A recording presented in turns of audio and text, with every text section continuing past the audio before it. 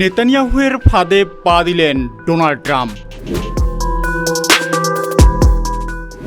ইরানকে কখনোই পারমাণবিক অস্ত্র তৈরি করতে দেওয়া যাবে না, ফোনে স্টারমার ও ট্রাম্পের ঐক্যমত।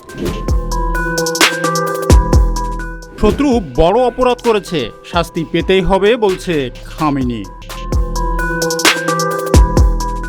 ডোনাল্ড ট্রাম্প যখন নির্বাচিত হয়েছিলেন তখন তিনি ইসরায়েলের প্রধানমন্ত্রী বেনিয়ামিন নেতানিয়াহুয়ের সঙ্গে একটি নতুন সম্পর্ক গড়ে তোলার ইঙ্গিত দিয়েছিলেন।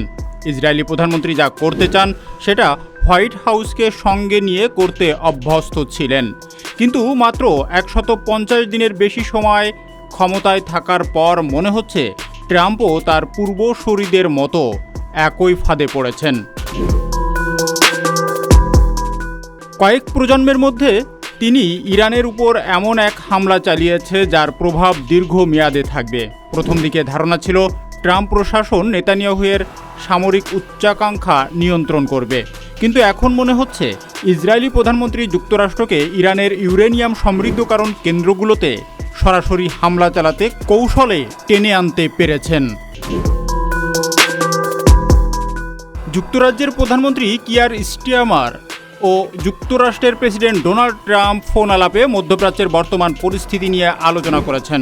যুক্তরাজ্যের প্রধানমন্ত্রী কিয়ার স্টারমার ও যুক্তরাষ্ট্রের প্রেসিডেন্ট ডোনাল্ড ট্রাম্প টেলিফোনে মধ্যপ্রাচ্যের বর্তমান পরিস্থিতি নিয়ে আলোচনা করেন।